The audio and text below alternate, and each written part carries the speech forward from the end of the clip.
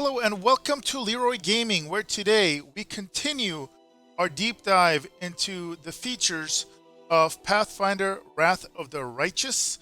And in this episode, we are going to be looking at all the races that are available, including some of the new ones that were added for this specific iteration.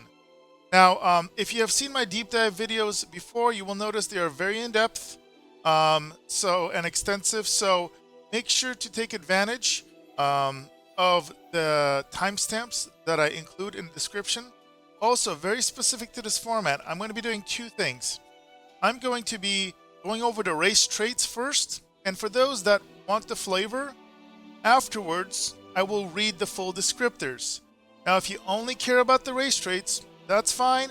You can basically, as soon as I go over the race traits, just go over to the next timestamp. You can kind of go through it that way to save yourself some time. Or you get to, get the whole shabam if you want to hear it all. That being said, let's get started. And we're going to start with the humans. So humans get +2 to 1 ability score at creation that you get to choose. You are also going to get a bonus feat at level 1. And you're going to get skilled. So humans gain an additional skill rank at first level and 1 additional rank whenever they get a level. So this is basically the equivalent of having, when it comes to specifically for skill gains, the equivalent of having an extra 2 in your intelligence. But just for that. Okay, and now as far as their flavor text, they are us. No, but in all seriousness, humans possess exceptional drive and a great capacity to endure and expand, and as such are currently dominant race in the world. The empires and nations are vast, sprawling things, and citizens of these societies carve names for themselves with the strength of their sword arms and the power of their spells. Humanity is best characterized by its tumultuousness and diversity, and human cultures, America, run the gamut from savage but honorable tribes to decadent, devil-worshipping noble families in the most cosmopolitan cities. Human curiosity and ambition often triumph over their predilection for a sedentary lifestyle, and many leave their homes to explore the innumerable forgotten corners of the world or lead mighty armies to conquer their neighbors simply because they can. The physical characteristics of humans are as varied as the world's climes, from the dark-skinned tribesmen of the southern continents to the pale and barbaric raiders of the northern lands. Humans possess a wide variety of skin colors, body types, and facial features. Generally speaking, humans' skin color assumes a darker hue the closer to the equator they live. Wow, how accurate and descriptive. The next, you have the elf. All right, and so the race traits start with keen. So elves, in this case, receive a +2 racial bonus to perception checks. They get elven magic, so elves receive +2 racial bonus on caster level checks made to overcome spell resistances. In addition, elves receive a +2 racial bonus on knowledge arcana skill checks made to identify the properties of magic items. Also get elven immunity, so elves are immune to magic sleep effects and gain a +2 racial saving throw bonus against enhancement spells and effects. For those of you that don't know, they don't actually sleep. They go into like a meditative trance instead of sleeping.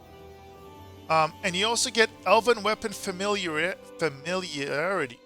So elves are proficient with longbows, including composite longbows, long swords, rapiers, and shortbows, including composite shortbows, and treat any weapon with the word elven in its name as a martial weapon. Flavor-wise, the long-lived elves are children of the natural world, similar in many superficial ways to fae creatures, yet different as well. Elves value their privacy and traditions, and while they are often slow to make friends at both the personal and national levels, once an outsider is accepted as a comrade, such alliances can last for generations.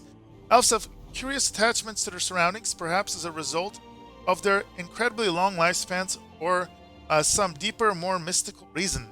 Elves who dwell in a region for long times find themselves physically adapting to match their surroundings, most noticeably taking on colorations reflecting the local environment. They're like chameleons. Those elves that spend their lives among the short-lived races, on the other hand, often develop a skewed perception of mortality and become morose, forlorn, the results of watching wave after wave of companions age and die before their eyes. Although generally taller than humans, elves possess a graceful, fragile physique that is accentuated by their long, pointed ears. Their eyes are wide and almond-shaped, filled with large, vibrant colored pupils. While elf clothing often plays off the beauty of the natural world, those elves that live in cities tend to bedeck themselves in the latest fashion.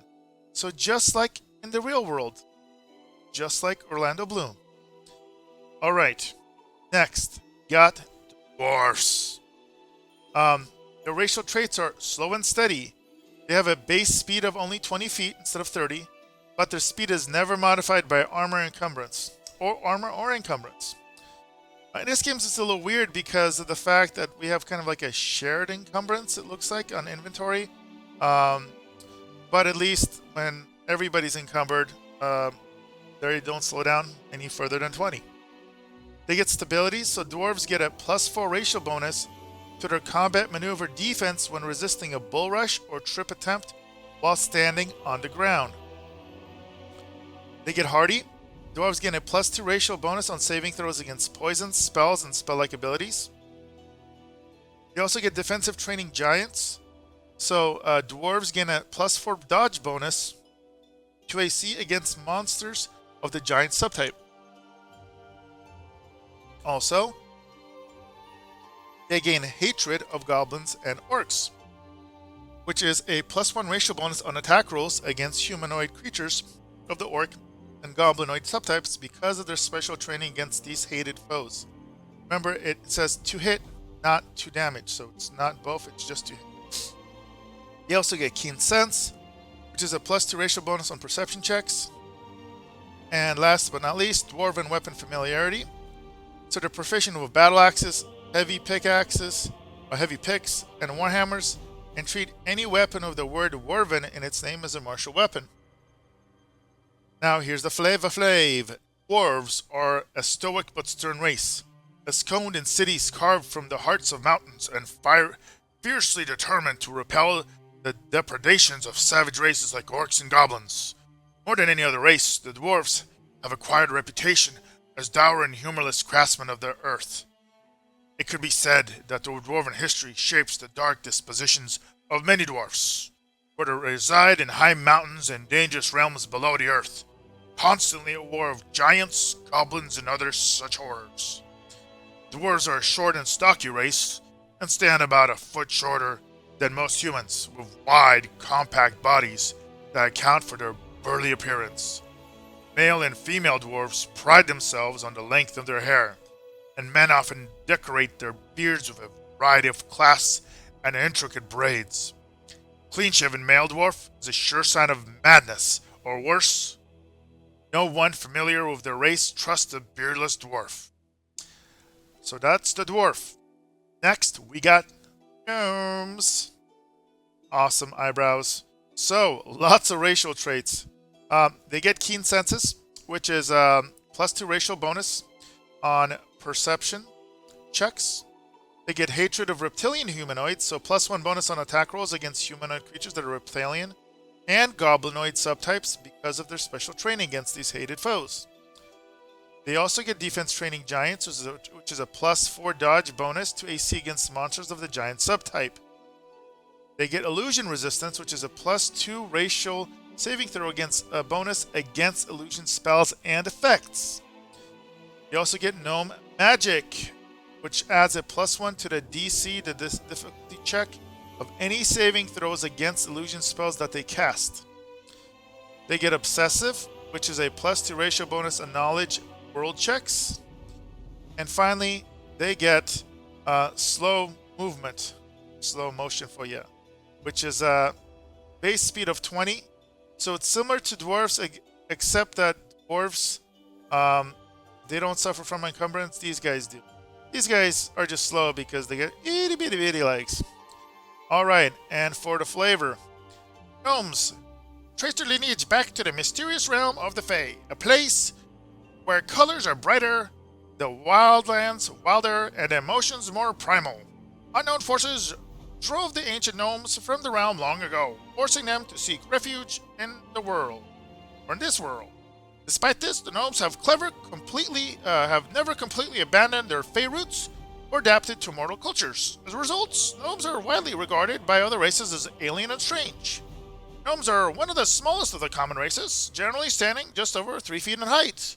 Their hair tends towards vibrant colors such as the fiery orange of autumn leaves, the verdant green of forests at springtime, or the deep reds and purples of wildflowers in bloom. Similarly, their flesh tones range from earthy brown to floral pinks, frequently with little regards for heredity. Gnomes possess highly mutable facial characteristics, and many have overly large mouths and eyes, an effect which can be both disturbing and stunning depending on the individual. So they're basically anime characters. Alright, let me get a drink. That takes a lot out of me. Alright, let's look at halflings.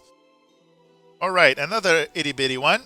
So they are fearless, Mr. Hobbit, Mr. Bilbo Baggins. Let's see here. Well, they're technically hobbits. Halflings, hobbits. Okay, I know. Not the same thing. But they look kind of similar. So they are fearless. So halflings receive a +2 racial bonus on all saving throws against fear. This bonus stacks with the bonus granted by halfling luck. They get slow movement. Again, they can have a base speed of 20 feet, similar to gnomes.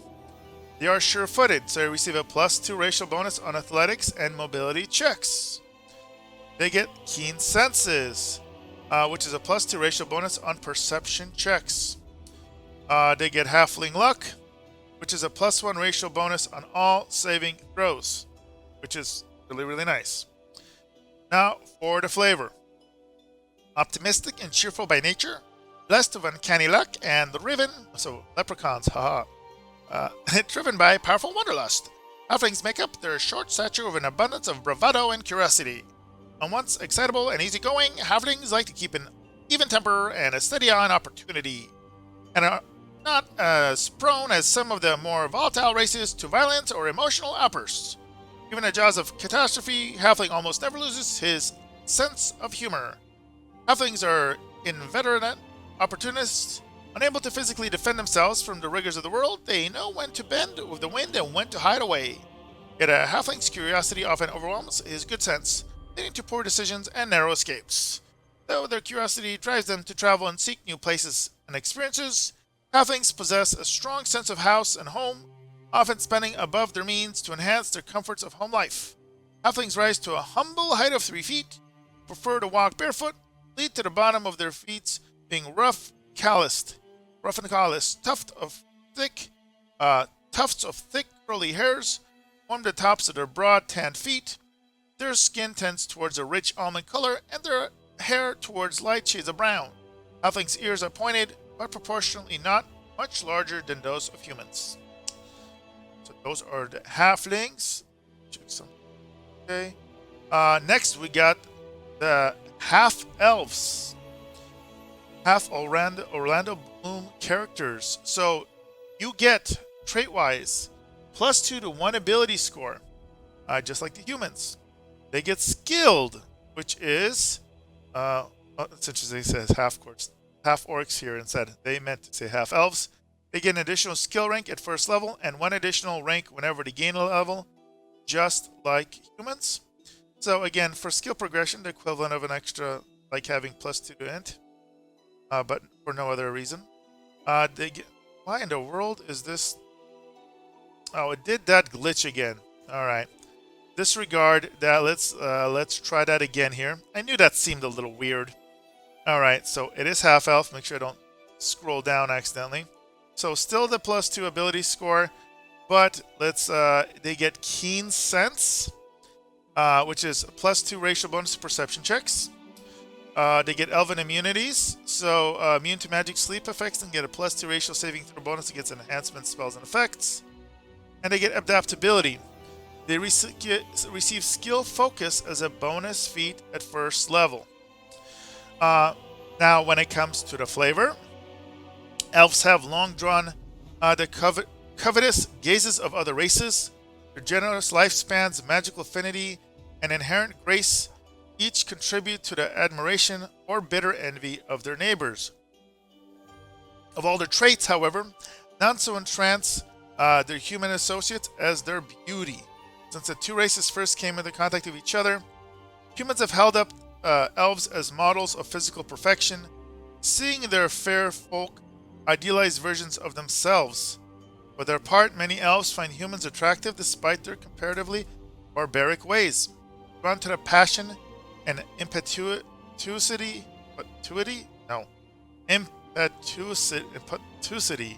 with which members of the younger race play out their brief lives. Sometimes this mutual infatuation leads to romantic relationships, though usually short-lived, even by human standards. These trysts commonly lead to the birth of half-elves, a race descended of two cultures yet inheritors of neither. Half-elves can breed with one another, but even these pure-blood half-elves tend to be viewed as bastards by humans and elves alike. Half-elves stand taller than humans but shorter than elves. They inherit the lean builds and comely features of their elven lineage, but their skin color is dictated by their human side. While half-elves retain the pointed ears of elves, theirs are more rounded and less pronounced.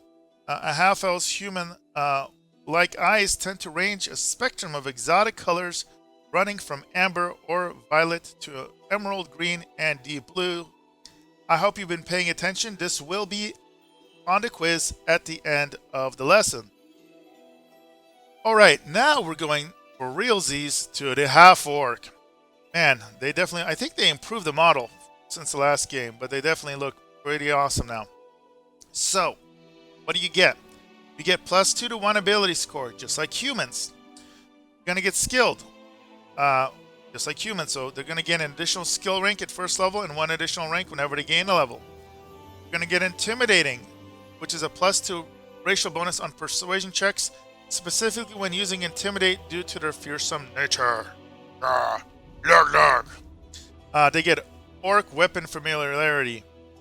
Half-orcs are proficient with great axes and falchions and treat any weapon with the word orc in its name as a martial weapon. They also get orc ferocity. When a half-orc is brought below 0 hit points, but not killed, he can fight for 1 more round as if disabled.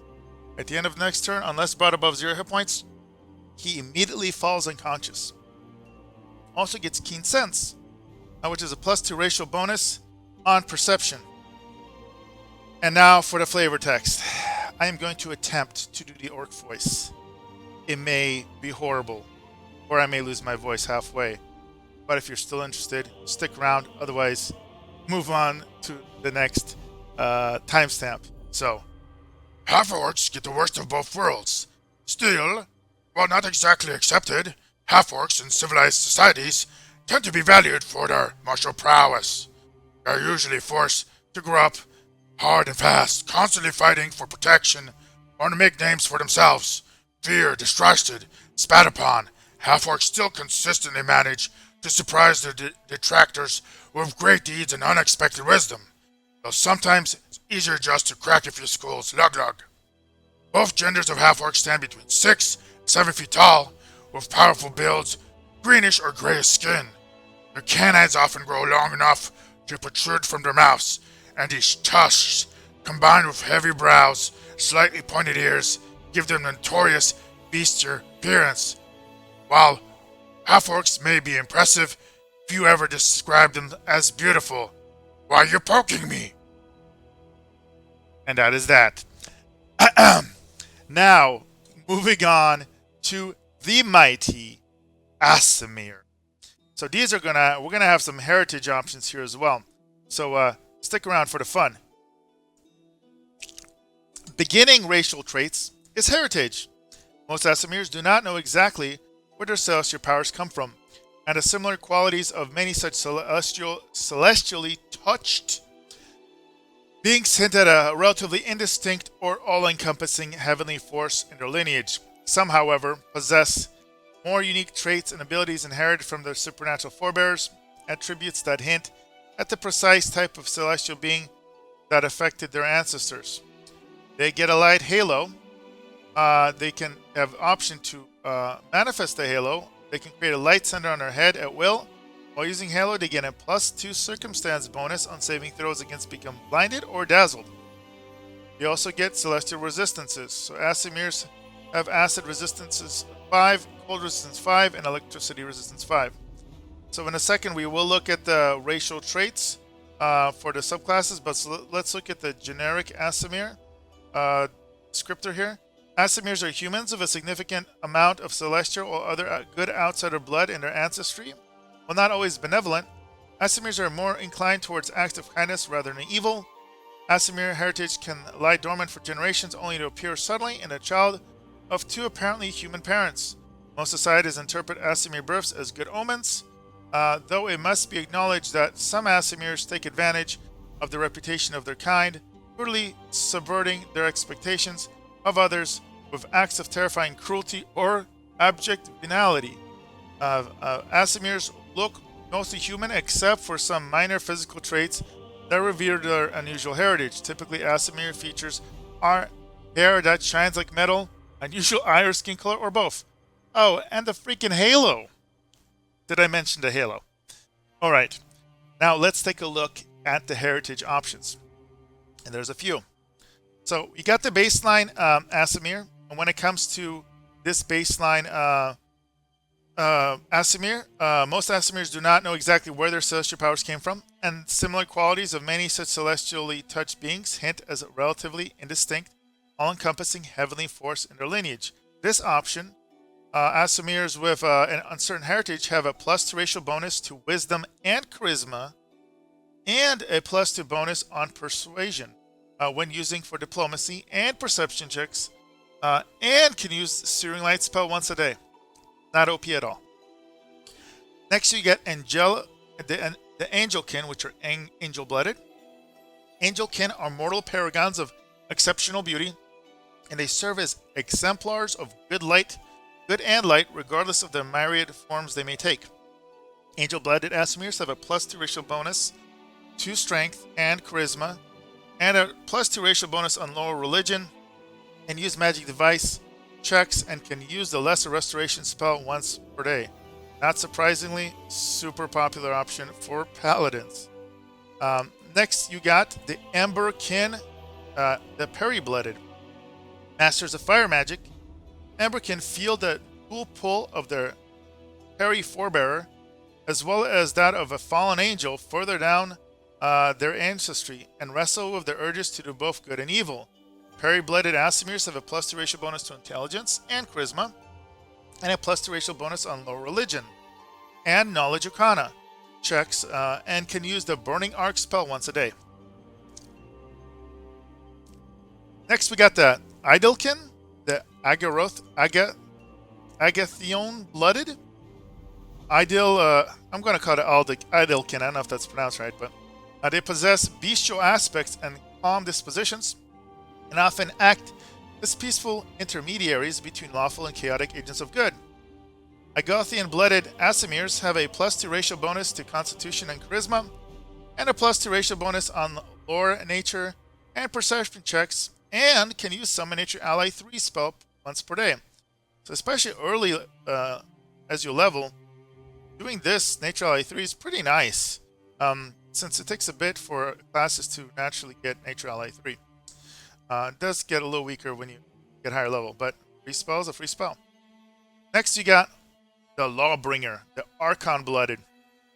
Lawbringers are champions of justice and of doling out punishment to the wicked, and often believe chaos is the cost of all mortal suffering.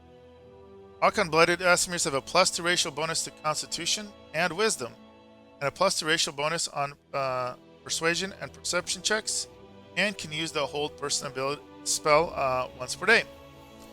Nice. Next, we got the Musetouched, the Azata-Blooded. The Musetouched epitomize freedom and joy, and travel the world to liberate less fortunate individuals. Azata-Blooded Aasimirs have a +2 racial bonus to dexterity and charisma, and a +2 racial bonus on persuasion and mobility checks, and can use the Glitter Dust spell once per day. Finally, there's the Plumekith, the Garuda-Blooded. Their shimmering avian features make Plumekith instantly recognizable, though they can act rashly. Plumekith never shirk their duty after making a commitment. Garuda-Blooded Aasimirs have a +3 racial bonus to dexterity and wisdom, and a +2 racial bonus on mobility and athletics checks, and can use invisibility spell once per day. That's awesome. So those are the Aasimirs. Next, we got the Tieflings. These look really, really cool too. So we're also going to have some heritages. So as before, do hang out to see all those subclasses or follow the links. We got Fiendish Resistance. So they have a Cold Resistance 5, Electric Resistance 5, and Fire Resistance 5. And Tiefling Heritage that we're going to look at. Now, their base description is that simultaneously more and less than mortal, Tieflings are the offsprings of humans and fiends. With otherworldly blood and traits to match, Tieflings are often shunned and despised out of reactionary fear. Most Tieflings never know their fiendish sire, as the coupling that produced their curse occurred generations earlier. The taint is long-lasting and persistent, often manifesting at birth or sometimes later in life, as a powerful though often unwanted boon. Despite their fiendish appearance and the nether world origins, Tieflings have a human's capacity of choosing their fate. While many embrace their dark heritage and side of fiendish powers,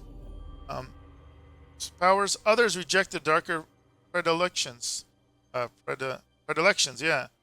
the power of their blood calls nearly every Tiefling to fury, destruction, and wrath, even a spawn of a succubus can become a saint, and the grandchild of a pit fiend and an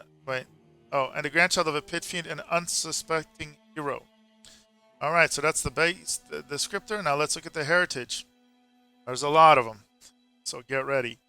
Beastbrood, the Rakshasa-Spawn. That's a mouthful. Beastbrood regard themselves as deserving of appreciation and opulence. Through deceit and sheer willpower, they often achieve privileged stations in society. Beastbrood have a +2 racial bonus to dexterity and charisma, a -2 penalty to wisdom, and a +2 racial bonus on perception and persuasion when used for bluff checks. They can use blindness spell once a day, and they gain a damage reduction to piercing. Next, we have the Foulspawn, the Asura-Spawn. Lacking any sense of empathy or pity, Foulspawns often abhor all ways of life but their own. They inflict severe emotional and physical pain on others and never stop picking at the resulting psychological scars. Foulspawns have a +2 racial bonus to dexterity and wisdom, a -2 penalty to intelligence, and a +2 racial bonus on knowledge arcana and knowledge world checks. They can use the Hideous Laughter spell once per day. They also gain a +2 racial saving bonus against enchantment spells and effects. Next, we got Foulspawn, the Demodand-Spawn. Good and boorish. Foulspawn take a particular delight in giving offensive and scandalizing polite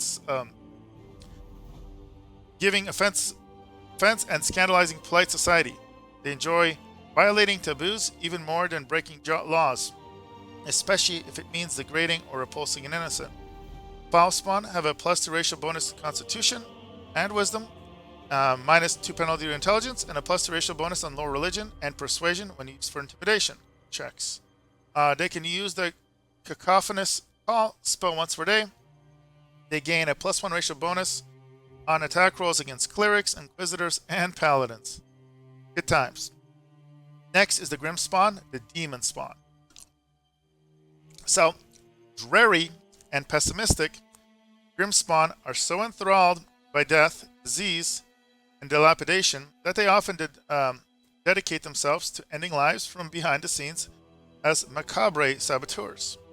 Grimspawns have a +2 racial bonus to dexterity and intelligence. a -2 penalty to wisdom, and a +2 racial bonus on trickery and persuasion when used for bluff checks. They can use the Frigid Touch spell once per day, and they have acid resistance 5. Next we got Hellspawn, the Devil-Spawn. While often rigid, stubborn, and highly focused on sticking to plans and schedules, Hellspawn have a rare talent for penetrating others' facades. They know a lie when they hear one and can often determine what hidden vice and secret shame motivates another. Hellspawn have a +2 racial bonus to Constitution and Wisdom, a -2 penalty to Charisma, and a +2 racial bonus on Persuasion when used for diplomacy and persuasion checks. They can use Scorching Ray spells once per day. They do not suffer penalty to their Charisma if they have levels in Sorcerer or Eldritch Scion of an Infernal Bloodline. So that is fascinating. So in that case, you could get +2 racial bonus to Constitution and Wisdom without that penalty. Very nice. Next, we got the Hunger Seed, the Oni-Spawn.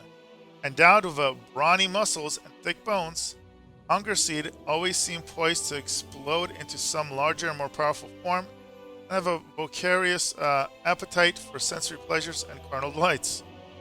Hunger Seeds have a +2 racial bonus to Strength and Wisdom, -2 penalty to Charisma, and a +2 racial bonus to Persuasion checks. They can use the Invisibility spell once a day, and they have a +2 racial bonus to Combat Maneuver checks and Combat Maneuver defense. Then we got the Motherless, which is the Qlippoth-Spawn. No woman survives the birth of a babe whose Qlippoth ancestry has emerged. At best, Qlippoth-Spawn rip their mother apart during labor. At worst, they tear themselves out even earlier. Motherless have a +2 racial bonus to Strength and Wisdom, a -2 penalty to Intelligence, and a +2 racial bonus on Ability and Lore check Nature. They can use the Blur spell once per day, and they gain a secondary bite attack that deals 1d6 damage, and are a very popular choice for min-maxers that like some fun multi-classing combinations. Next, you got the Pitborn, the Demon-Spawn. So, not to be confused with Daemon-Spawn, so Demon and Daemon. So, the Pitborn delight in destruction, especially while unleashing their havoc on what others consider viable or precious. Perhaps because of this volatility, others tend to simply defer to Pitborn, an act that often grants them the dominance they crave. Pitborn have a +2 racial bonus to Strength and Charisma, a -2 penalty to Intelligence, and a +2 racial bonus on Trickery and Perception checks. They can use the Stone Call spell once per day. They gain a +2 racial bonus on all rolls to confirm critical hits as well. Next, we got the Shackleborn, the Kyton-Spawn.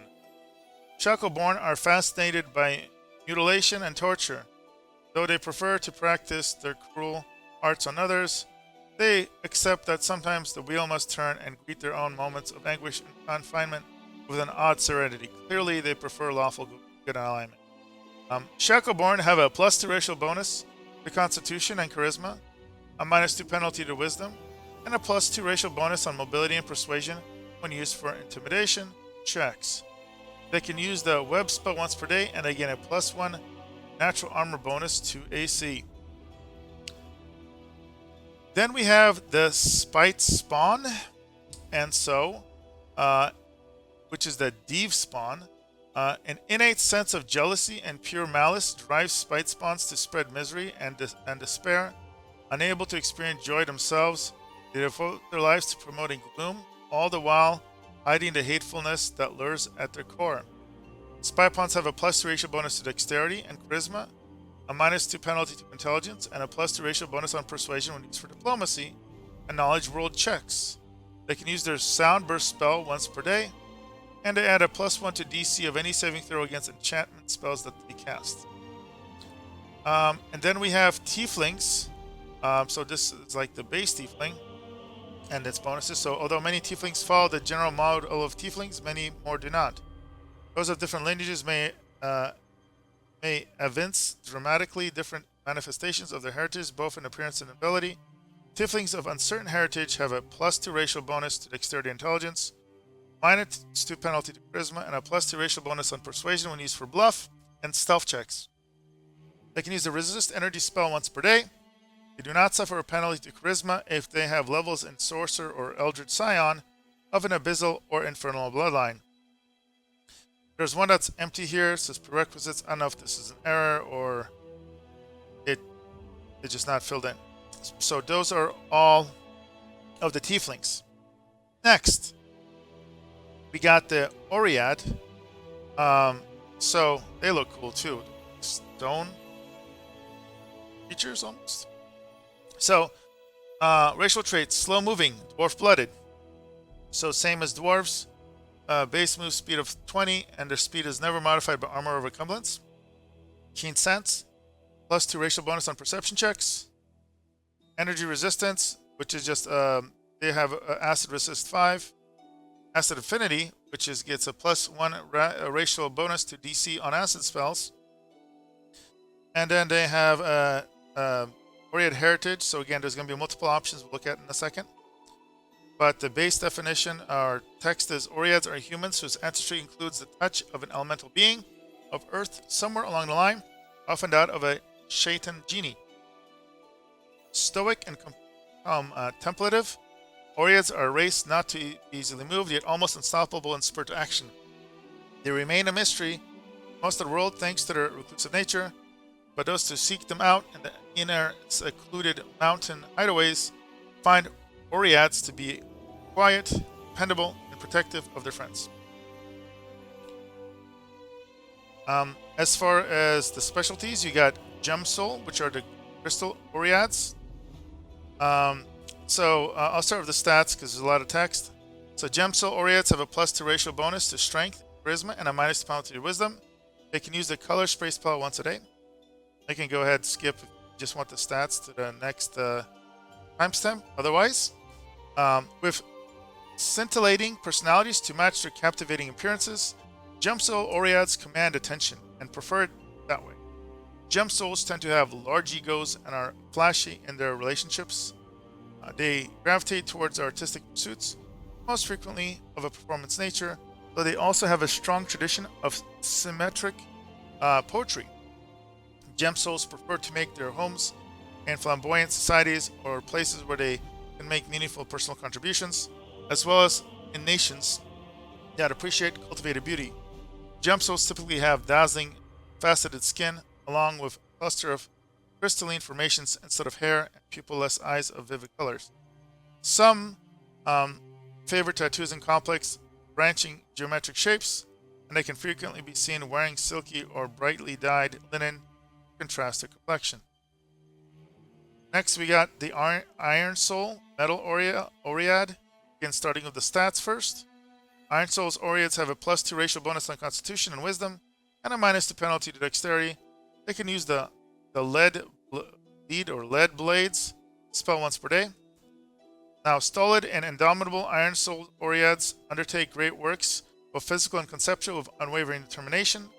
Possessed of patience and sense of self-refinement through struggle, Iron Souls reflect their ancestry and their continuous and determined efforts towards self-improvement. Iron Souls are most at home in areas that reflect the same sense of direction and intentional growth, and they operate best within existing formal structures. Iron Souls wear their elemental heritage on their skin, most having some amount of metallic sheen. Their skin tone varies, with colors ranging from gold and silver, copper green, and dull oxide gray. And then finally you have like the most basic Oread. Oreads are humans whose ancestry includes touch of an element being of... Okay, this is exactly what was on the front page actually. And Oreads have a +2 racial bonus to strength and wisdom, and a -2 penalty to charisma. They can use the Stone Fist spell once per day. So those are the Oreads. Now, penultimate option here, and we got some 2 cool new races to look at. First are the Damir. Check them out. So slick. So they're going to have Damir heritage, and we're going to look at those in a second. But baseline, they get negative energy affinity. So, though a living creature, a Damir reacts to positive and negative energy as if they were undead. Positive energy harms them, while negative energy heals them.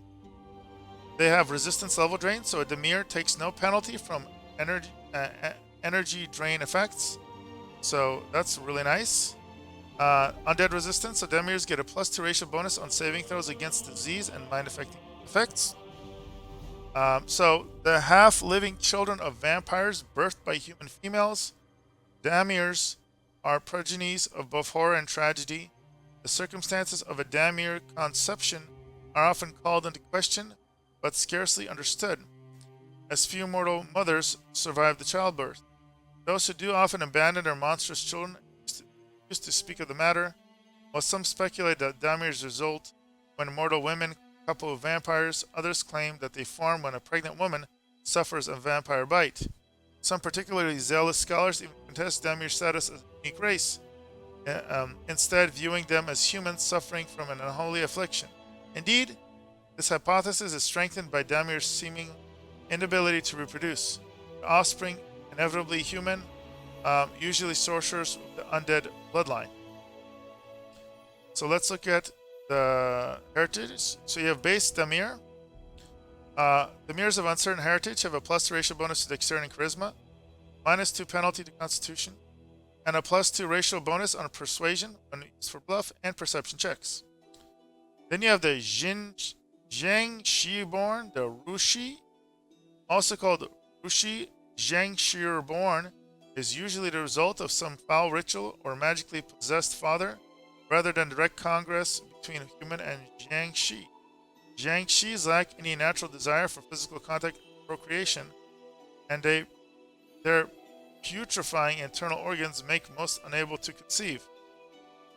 Rushi have a +2 racial bonus on strength and intelligence, -2 penalty to dexterity, and a +2 racial bonus on mobility and knowledge world checks.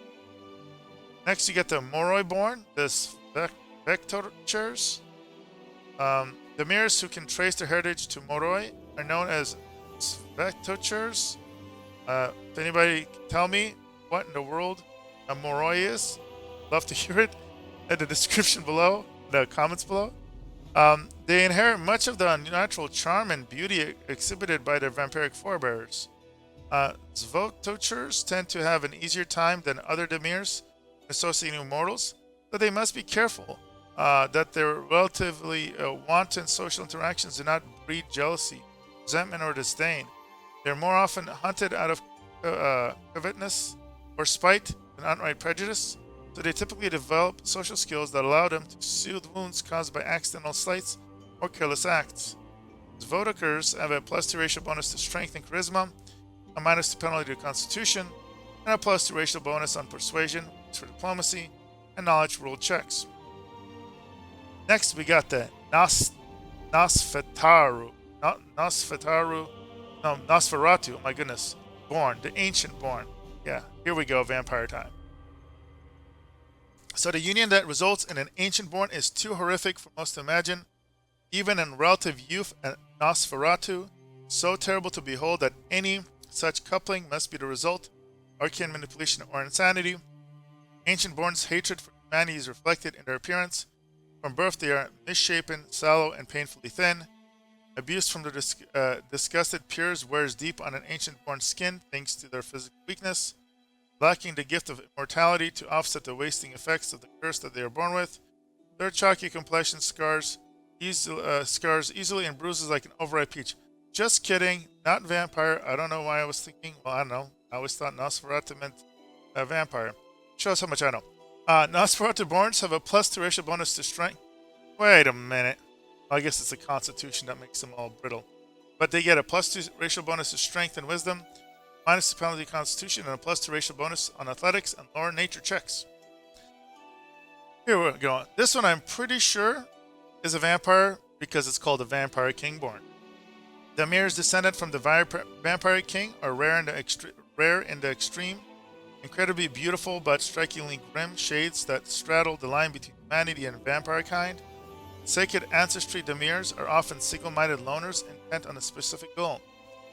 Damirs of sacred ancestry heritage have a +2 racial bonus to strength and intelligence, -2 penalty to dexterity, and a +3 racial bonus of persuasion when used for diplomacy and knowledge world checks. And finally, you got the Vatala-born, the Ajibachana, more often the result of curiosity over experimentation than mating. The Damir offspring of Betalas are born with sharp minds and are inclined to ask questions. Known as Ajibakanas, they are forceful and precocious, but their progenitors' distaste for the devout is mirrored their weakness around holy or unholy sites. Just like their vampire parents, Ajibakanas yearn for knowledge and often engage in scholarly pursuits, but their mortality drives them to work harder and learn faster. In a few short decades, they might gain a better understanding of themselves and their accumulated knowledge than their eternally childish parents ever could have. Alibakanas have a plus 2 racial bonus to dexterity and intelligence, minus 2 penalty to wisdom, and a plus 2 bonus on stealth and use magic device checks. So those are the Damir options. Last but not least, we got the brand new race, the Kitsune. If you ever wanted to play a fox, now you can. Alright, they're also going to have heritages, but baseline, they're going to get Kitsune magic. Kitsune adds plus 1 to the DC of any saving throw against enchantment spells that they cast. Kitsune with a charisma score of 11 or higher. For King Kitsune, it's an intelligence set of charisma. We'll look at that in a second. Gained a light spell-like ability to use 3 times per day. Caster level equals the Kitsune's level. Then we get Keen Sense, plus 2 racial bonus on perception checks. Agile, plus 2 racial bonus on mobility checks. Change shape. Kitsune can assume the appearance of a specific single human form of the same sex. Kitsune always takes the specific form when she uses this ability. Kitsune in human form cannot use her bite attack. Changing shape is a standard action. So let's look at the heritage. There's 2 of them. There's Kin Kitsune. Kin Kitsune are notoriously clever and cunning, often far more than they seem. Such Kitsune gain a plus 2 dex, plus 2 intelligence, and minus 2 strength. The racial trait alters the Kitsune's ability score modifier. Okay? And then you got the basic Kitsune. Kitsunes are agile and companionable, but tend to be physically weak. Gain plus 2 dexterity, plus 2 charisma, and minus 2 strength. Now they mentioned a bite attack, which isn't mentioned in either one of these. And not in the base description, so it sounds like it's there, but I have no detail. It might be a typo, or maybe it's not in the game. But regardless, you have the option to be a Kitsune, which looks really, really unique and really, really cool. And that, ladies and gentlemen, takes us to the end of the races in Pathfinder Wrath of the Righteous. I hope you guys enjoyed this video. Again, like and subscribe. Provide me with comments and feedback. Always love seeing that and communicating with you guys. With that being said, this is Leeroy Gaming, and we're going to go ahead and see you guys next time.